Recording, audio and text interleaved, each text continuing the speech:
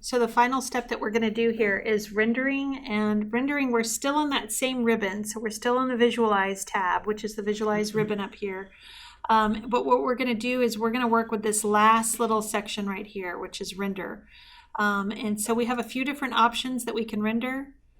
You can render to size. You can choose how big you want this thing to render, like what size image you want it to actually render to. Let's just choose, I don't know. Well, I'll just, for the sake of this, I'll do the 800 by 600. The bigger the number, the more pixels you have, the more crisp the image is. And then you have a few options here for your rendering. You've got low quality, medium quality, high. That's new. Coffee break or lunch quality takes an hour, or renders for 12. Wow, those are new. It used to just say presentation quality was the highest quality, and it didn't take you how long it would take. It didn't tell you how long it would take. Something like this, I cannot imagine it rendering for 12 hours. That's ridiculous. But if you had a really big, city, like, you had a lot of detail in it, then you would want your final one to be probably that really crisp, nice looking image. If you had up to 12 hours to render something, yeah.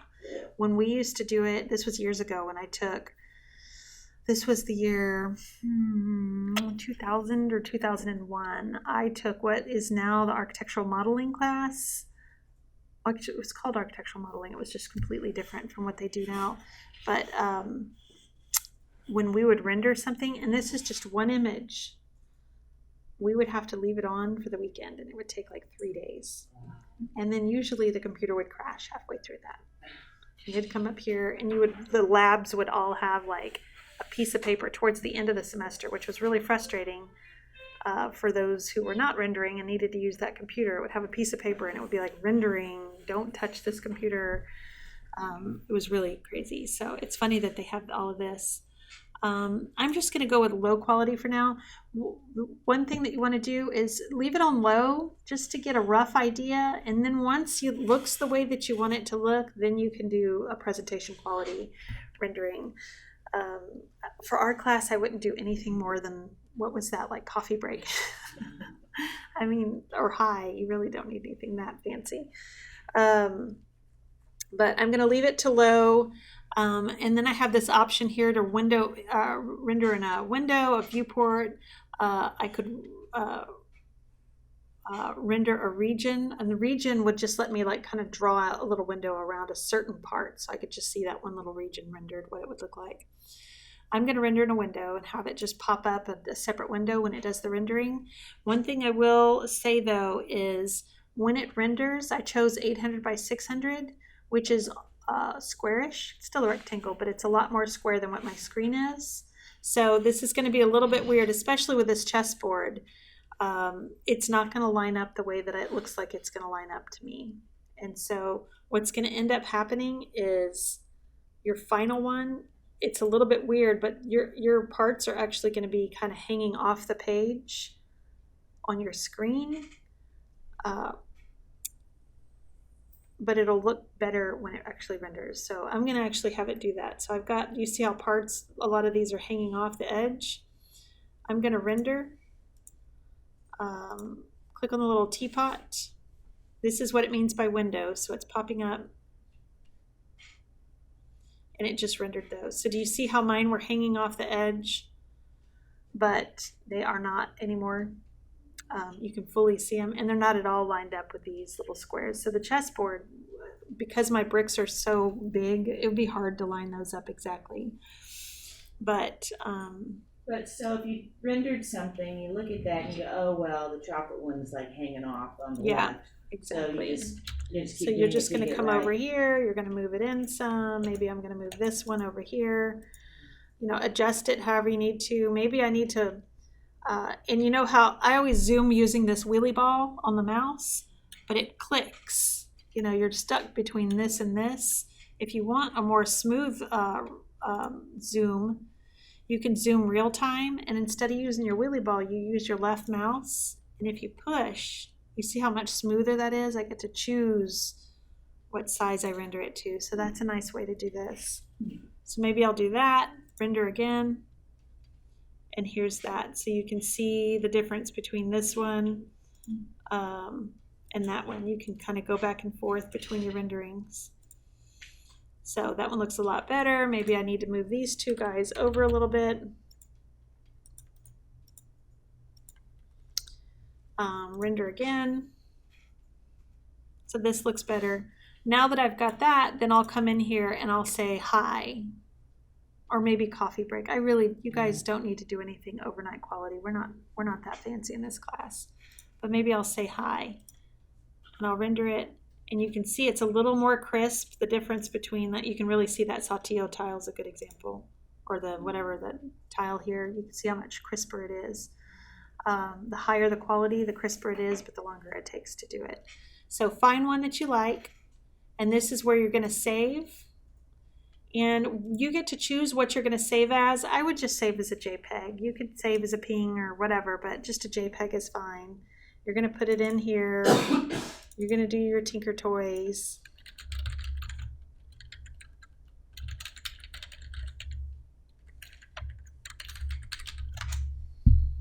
And just say okay to that. Now I have this rendering saved over there. So I can come into this layout. In this layout, what you're going to do on your project is, actually, let's go ahead and get, go to the Design Center.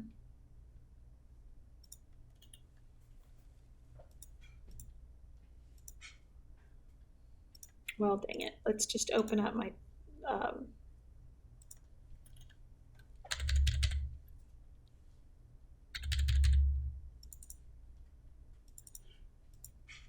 title blocks drawing. Now I can come into open drawings here, title blocks, layouts, and I'll grab the mechanical layout. Oops. Grab the mechanical layout and drag it into here.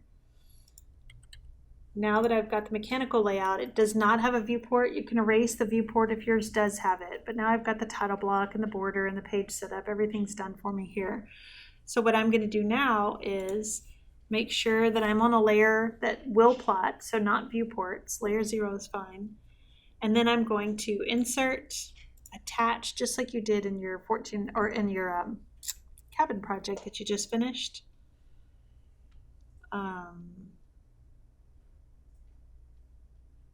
Where did I save that to? Desktop. Did I save it to my desktop? Desktop in the media cabinet. 2419.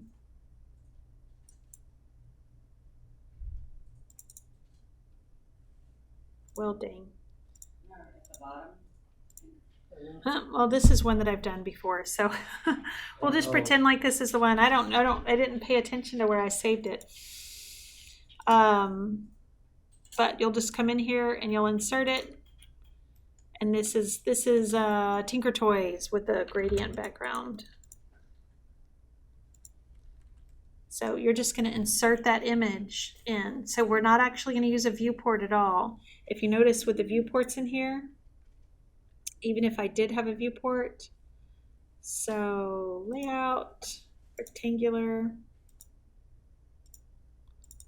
you don't have that background. You know, you don't have all the stuff that you have set up in here. So the viewport's not really going to work for you. So just go ahead and render it to a window, save it, render as many times as you want until you think it looks good. I want you guys to make sure that these are big enough so that I can see them. What I don't want to see, it's actually was a cute image, but in the past I've had people use the background image of, what's that Star Wars scene when they're like in a trash compactor? And so they had the parts like as trash in the trash compactor, which was a really cute idea, but I could not see your parts at all. I had another guy who was a Jeep guy, so he had the hood of a Jeep open and his Tinker Toys were inside of that, but I couldn't see, like it blended in. I need to be able to see your parts. So I want to see an image or a background, a gradient or whatever it is that you're using, but I need to also make your parts as big as you can so I can actually see them. Yes, ma'am. Can you turn off the black outline around your background? Yes, you can. So the question is, can you turn off this this black background here? That's the image frame. And image frame has 3 different settings. You can go 0, you can do 1, or you can do 2. By default, it's at 1. And what 1 means is you see it here, and then you see it there. So it's on your screen and it's when you plot. If you set it to 0, you don't see it here. And you don't see it on your plot. If you set it to 2, so it's 0, 1, 2. If you set it to 2, you do see it here, I keep doing that. but you don't, because this has the wrong printer set to it, but you don't see it plot. So 0, you don't see it on your screen and it doesn't plot. 1, you see it on your screen and it plots. 2, you see it on your screen, but it doesn't plot. So 3 different image frame settings. That's totally your preference. I'm usually okay with the image frame being on there if you want it. Are we supposed to have identifying the block underneath it? Like you said the other day, you wanted us to do that. Yeah, I mean, it's nice when you do. It's not required that you do. Okay. I mean, I've seen these long enough so I know what they are. I don't have to flip to the page, but sometimes it's nice to be able to see it. So some people do, some people don't. Okay. And it really is, it's up to you. And is the annotation scale supposed to be 1-to-1? Annotation scale doesn't really matter. We're not doing any annotation here. Okay. Are you saying the viewport scale? Well, see, the other day I was trying to put This- it in a viewport and Oh, yeah, I was like, it is funky. yeah. It wouldn't work. But since Blow we're up. not, since we're not using viewports, there's no Okay. viewport scale or annotation scale. Since we Okay. deleted the viewport, we're just inserting an image at this point. So that's what you guys are gonna do on this project. You're gonna put in materials, lighting, background. You're gonna render it, find a rendering that looks sharp, looks good, and then you're gonna insert that rendering. Once you've saved it as a JPEG, you'll insert it here. From here, you'll just make it into a DWF, and then you'll send it to me in Blackboard. And again, the 3D, we just don't have time for red lines. So, do you guys have questions for me?